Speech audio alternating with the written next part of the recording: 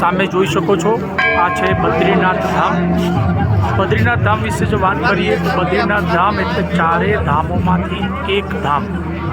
આખા ભારતના 4 ધામ ગણો કે પછી ઉત્તર ભારતના 4 ધામ। અહીંયા સાક્ષાત વિષ્ણુજી વિરાજમાન છે અને અહીંયા તમે દ્વાર જોઈ શકો છો।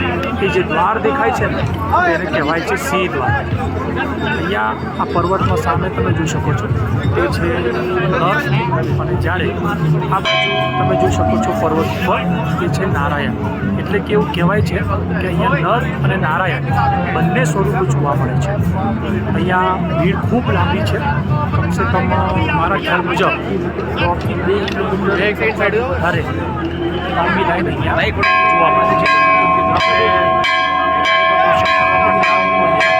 સમય લઈને આવજો, તમારા